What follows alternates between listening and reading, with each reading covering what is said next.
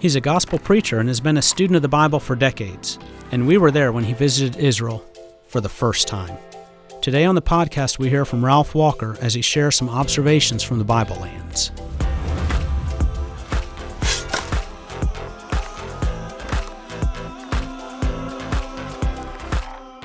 Welcome to Digging Deeper, the podcast where we talk about the geography, archaeology, people, and cultures of the land of the Bible. By exploring these areas, we hope to broaden your understanding of the biblical narrative. You can learn more about all of us here at Appian Media and watch our free video series at www.appianmedia.org. Before we start today, we want to talk about our sponsor, Memo Marketing. Recently, Appian Media has teamed with Memo Marketing to update our website as well as provide a number of other marketing ideas for helping us to promote the work that we are doing. We're happy to have them on board, and we'll say more about them later in the program. Today, we want to talk about the joy of teaching others about the land. How long is this episode? I mean, this could take all day. It could. We could just make this the entire season if you want. Yeah, that's right. Okay. Because I know our poor wives, they just roll their eyes when they see us at the back of the room. Oh, yeah. You know, we're somewhere and someone started talking about Israel or the Bible and geography and weather, and we're the last ones out the door. Oh, yeah. No, that happens all the time. That happens all the time to me, yeah. But it's something that we both enjoy, and part of that is because we've been there. And you kind of see it when someone has been over there, they have a joy and a love. There's this change that seems to come over them. Right, and right.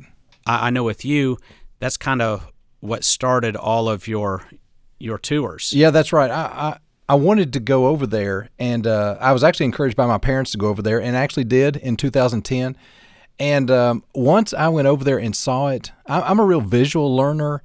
I love to travel, and I love the Bible, and I love to teach the Bible. And so leading tours was kind of the natural, merging of all those passions in life. And so, I've been fortunate enough to be able to lead a number of tours over there in the last 7 or 8 years, and I really, really enjoy it. And I have enjoyed watching you do it. I remember right before you started, just us talking about where you're going to go and kind of debriefing when you came back.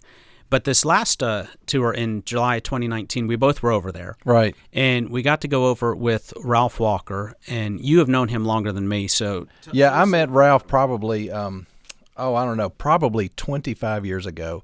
We were both working for a small 2-year college, Florida college in Temple Terrace, Florida, and we had different roles. I kind of worked in the admissions department, but he worked in marketing, public relations, kind of alumni affairs. But our paths crossed a good bit, and so there was a lot of things that we did together, and so we became fast friends. We both love Andy Griffith, and so I think everybody does. Yeah, I think so. Everybody does as well. But we enjoy talking about all kind of things, including the Bible. And so I went over there and led a tour this last July, and as I said, you were with me, and we had a great time. But Ralph was able to go over there with me as well. And it was such a joy to have him with us because for the people who may know Ralph, he is a preacher in the Tampa area, but he has a larger-than-life personality, and he just loves people, and people love him. So it was a joy to have him on the tour. My son was there with us, and just tell you about Ralph. One morning at breakfast, he was with the 2 teenagers on the group, rapping and singing songs with him at breakfast. Yeah. Okay. See, that's typical of being around Ralph. He's just absolutely fantastic. But this was his first time to Israel, and so he was now being able to look at it with kind of different eyes. Yes. And he was seeing things a little bit differently. And so, yeah, the night that you and I got to sit down and talk with him was fantastic. One of the questions that we asked him that we want to talk about today is what impressed him most about the land. And so, Craig, if you don't mind pulling up that audio. One of the major things that hit me is how vitally important water is in this land. I mean, from the time we started up in the north and we saw the headwaters of the Jordan, and then it was almost every place we went, it was, and here's a cistern, and here's a cistern, and here's a spring, and here's a water supply. Because this is a pretty arid place and without a lot of water. I guess it flows with milk and honey, but it doesn't flow with a lot of water, right, you know? Exactly right. So they have to store it everywhere. And I think that I just never thought about that. I think I would have probably come to that conclusion if I'd thought about it long enough. But that was a first impression. Water is so vital. And it's kind of cool how the Jordan runs down to the Sea of Galilee, and then that runs down to the Dead Sea, and almost runs through the middle. It's like the spinal column, liquid spinal column of Israel, and then everybody's pulling off of it everywhere they can to store it up. So that was a really helpful insight that I had not had before, how important water is. And then, then that affects the way I view passages. Because then when I read passages in the Psalms that talk about how water is compared to the word or to the blessing of God, or Jesus says, I'm the living water, it means more if you're thirsty. Yes. And it, so for us we've got so much stinking water in America. I mean, everybody carries it around all day long to say, I'm water. I mean, big deal. I don't need that. I've got plenty of it. So there are passages that you have aha moments. Right. You now see how it relates to the people who originally heard that, not Americans in our culture, water-laden culture. So that was one thing that really hit me that way. And that's something that you take for granted when you've been over multiple times. You kind of lose some of those aha moments because you've already had them. But it was so wonderful to be able to see him and talk about that moment. Right. And water over there is so interesting because, as you know, I have a weather background. And so this is something that I'm really kind of interested in as well. But the land of Israel basically has two seasons. They have the rainy season and the dry season. We read about that in Scripture, actually. The rain begins falling in October and stops falling in late April or May. Between late April and October, you're getting no rain. And so all of the water that you need for the entire summer, you better have gathered it. So that's why, as Ralph said, when you're going around there, you see not only the rivers and things that flow around the land, but also the cisterns that hold water for people to use. And some of those cisterns are just massive. When you get to go in and see some of them, it just amazes me that you can have a storage device that big and fill it up. Right. You can actually walk through them. They're so big. I mean, it's not just a hole in the ground. I mean, it is, but it's almost cavernous in size. The one that both you and I have been to down at Masada, I mean, that's literally the size of half a gymnasium. It's so big. And it's on top of a rock that you would have to have carted the water up to. Yeah, that's right. You would have had to carried it up this snake path to get up there. And so that even just is more astounding. Water in that country is so important. And thinking about just passages throughout the Bible where water was important, even to the point of arguments. Absolutely. I mean, you look at the story of Abraham and Lot, the whole argument there between their flocks was over water. They needed ways to provide water to their family and to their flocks. And so, of course, Abraham said, Lot, you choose which way you want to go. And what was Lot's decision? He looked down into the green valley. He went for the water. That's right. He went exactly for the water. And so that's exactly what you see in that story, not only a bunch of other stories throughout the Bible. Oh, yeah. You think about Abraham and Abimelech fighting over wells, and then later Isaac and Abimelech, who may or may not have been the same, but probably just more of a title. Right. But fighting over the same wells. And, like, for instance, when Saul was chasing David, after David had kind of gained some popularity after his battle over Goliath, David is in the area around by the Dead Sea, and, of course, he goes to En-Gedi. And why does he go to En-Gedi? It's simple. There's water there. That's exactly right. Well, not only David, when Jehoshaphat, later one of his descendants, their country, Israel, was being invaded. Where did the Moabites and the Ammonites stop? They stopped in En-Gedi because they had an army and they needed water. Right, exactly. And another one real quick is when the Assyrians were about to attack Jerusalem, Hezekiah, one of the things he says in the Chronicles is, why should the Assyrians come and have access to our water? And so he immediately had his men dig a tunnel underneath the city of Jerusalem and pool up inside the city wall. And of course, we kind of know that now as Hezekiah's tunnel. And, to walk through that tunnel today is amazing because water still flows through it. I mean, it comes out of the Gihon Spring and flows downhill to where that pool is. That and the way they dug it is just impressive. Yeah, it's unbelievable coming from different sides, and we're able to meet in the middle. And they're at least 100 feet or so underground. It's amazing. probably my favorite place, and I haven't even been there, is the Romans in the 2nd century to supply water to the Decapolis. Had an aqueduct that they did in about 80 miles, and 40 miles of it was above ground, but they actually had 3 tunnels, one of which was 40 miles long. Wow. A 40-mile tunnel that the Romans dug in the 2nd century to bring water from Syria down to the Decapolis. Wow, that's amazing. And this is the part where we need to take a break to have a message from one of our sponsors. Is your business in need of a website redesign or even a brand new website altogether? We want to take a moment to tell you about our sponsor for the Digging Deeper podcast, Memo Marketing. They're a full-service marketing company that can take care of all of your company's marketing needs, including websites. Yeah, Appian Media used Memo Marketing for our website upgrade, and it really could not have gone better. We needed some fairly complex things on our website. We needed video plugins. We needed e-commerce platform because we were trying to sell things. We wanted people to be able to download things. We wanted people to be able to watch these videos. And working with Matt and his whole team over at Memo Marketing, they were fantastic. They worked with us on the design, the implementation, the functionality. And ever since the website has come up, any need that we had, we called them. Immediately, they helped us. I'm very happy with our website. It's such a great resource for people who study the Bible. If your company is looking for a new website, check out Memo Marketing. You can learn more at memomarketinggroup.com. That's memomarketinggroup.com. Okay, Barry, we asked Ralph multiple questions. We asked him that now that he's been over to the country of Israel, what will he try to impress upon people in his classes that he has about the land? And so, Craig, if you don't mind playing Ralph's answer. I think, first of all, I would tell, and I've made this a practice in my preaching in other aspects.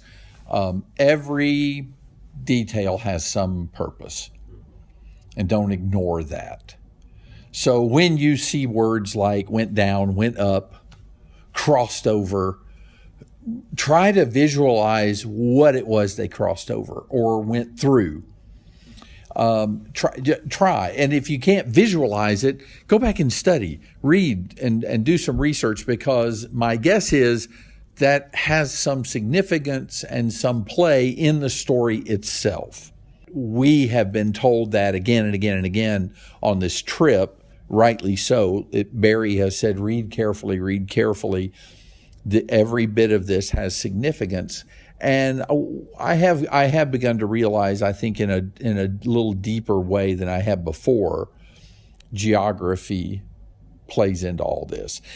I think we all know it when we hear the story, the Good Samaritan. He went down from Jerusalem to Jericho, that there's an elevation thing, and that elevation usually means switchbacks, which means thieves can hide in those areas a lot easier. But there are a lot more stories that have that kind of impact of geography that we probably pass over and look over. So I would probably tell people, I'll tell you what I hope I don't do, is to say, well, you just can't know unless you've been there.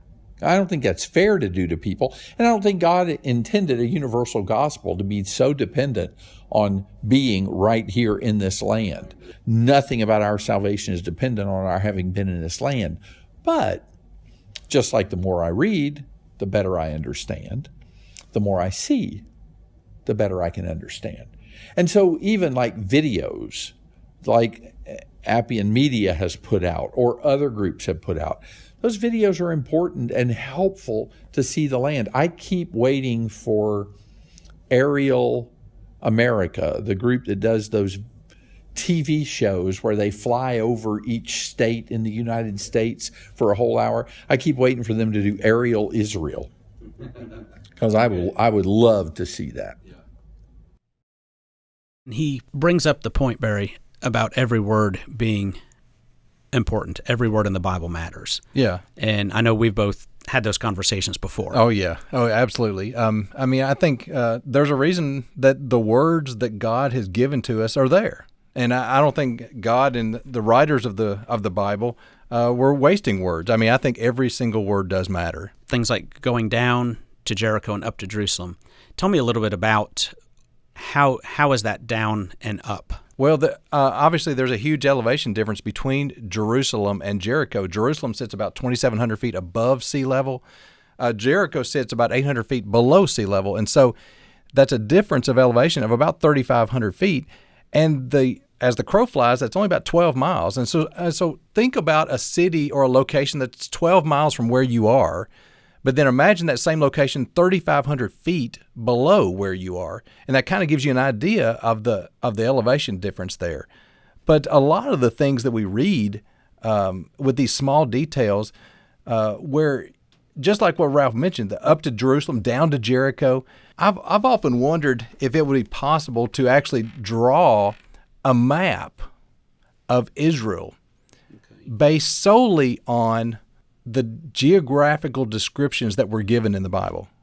For instance, that you go up to Jerusalem from Jericho, so there must be a hill going up there. What are some others here?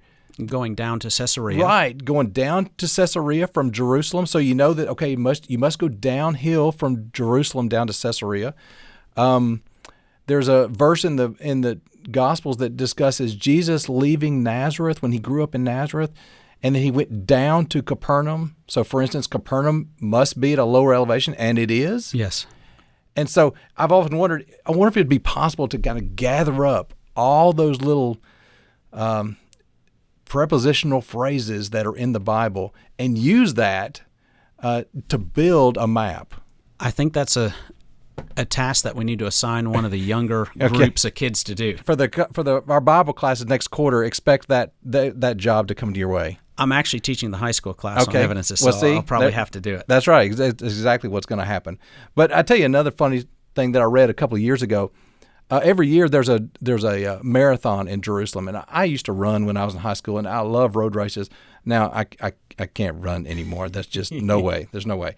But they have marathons, of course, all over the country, and there's a marathon in Jerusalem, and it's gotten to be very, very popular. Tens and thousands of people run it. And a couple of years ago, the guy who won the race, he finished, and of course they had the post-race interview, and he said, "Boy, I didn't realize that Jerusalem was so hilly." Yeah. That was a quote that he said. And as soon as I heard that, I thought, well, maybe he would have if he had read his Bible. Yeah. I mean, because you even have phrases like going up to the temple, where Jesus talks about going up to the temple. And so Jerusalem itself is a really hilly place. But, if he would have kind of used his Bible as a training manual for the marathon, he may have been very prepared for it. In this day and age, it's a lot different, actually. A lot of areas have been filled in, so it was probably even more hilly at the time of Jesus. I've read an article that mentioned the Kidron Valley being 60 feet higher today than it was back in Jesus' time. No, that's exactly right. But it's important, I think, to realize, too, that exactly what Ralph said is that every single detail in the Bible matters. Traveling to Israel with someone is always a very interesting experience, but especially if that person has been a student of the Bible for a long time. Traveling with Ralph was just such an experience for both of us. We both have known Ralph for a long time. You've obviously known him a lot longer than I have. And we both know he has a love for God's Word that's extremely strong. In addition to that, he just has that love of people that we mentioned. And I'm glad my son got to see it and experience that. Ralph also has a desire to teach people about God. And so this trip for him was not a vacation, but it was really more of a fact-finding mission to further his knowledge, to add to his database, to broaden his understanding of the biblical text. Some people, I think, would look at how much Ralph has studied and say, well, he studied the Bible long enough, he's kind of arrived. You could stop studying. I feel that anyone who can read the Bible and learn about God, they can learn about salvation easily. It's not hard or secretive. But to fully know the Bible, to see really the multiple layers that are there, the connections, the themes, and really the intricacies of the text, that can take and should take a lifetime of study. And most of us don't live in the lands of the Bible. We don't speak those languages. None of us have the opportunity to live in that time period or that culture. And so to appreciate and understand, it takes time and study. And whether you're doing that through personal study or through trips. And that's really been one of the goals with us at Appian Media, is to help people better understand the lands of the Bible and the details of what they read. I commonly tell people what Appian Media does is give color to the black and the white that they're reading. Can you go to heaven without being in the lands and knowing much about the lands of the Bible? Yes, you can. But will it help you appreciate the Bible narrative better if you have more knowledge? Once again, absolutely. And so what was neat is on our trip, Ralph was constantly asking questions, and he is a lifelong learner. And I think about the Apostle Paul. He was a lifelong learner. Even at the end of his life, in 2 Timothy 4:13, he's asking for the parchments to be brought to him. So if you could accuse anyone of arriving, not needing to study, it would have been the Apostle Paul. But he was still desiring to study at the end of his life. And thinking about Ralph, thinking about the Apostle Paul, not wanting to stop learning, that is something that we shouldn't want to stop either. We should want to be lifelong learners. The Digging Deeper podcast is a production of Appian Media. We're a nonprofit media production company that's 100% crowd-funded. If you're interested in learning more about how you can support Appian Media so we can continue to create more great free content, visit us at appianmedia.org/diggingdeeper. If you'd like to reach out to us, you can reach Dan at dan.kingsley@appianmedia.org, or you can reach me at barry.brittenell@appianmedia.org. We would love to hear from you and answer any questions that you may have. Dan and I are in front of the microphones, but it takes many more people to produce this podcast. So special thanks go to Craig, Stewart, and Jet, and the rest of the Appian Media team who are all doing their part to make this podcast a success. Join us next time as I corner Dan, because I want to ask him about his vast medical background and what we can learn about medical topics and our study of the Scripture. In all honesty, I have to admit, I'm really looking forward to it. Until then, thank you for joining us, and we look forward to being with you on the next episode of Digging Deeper.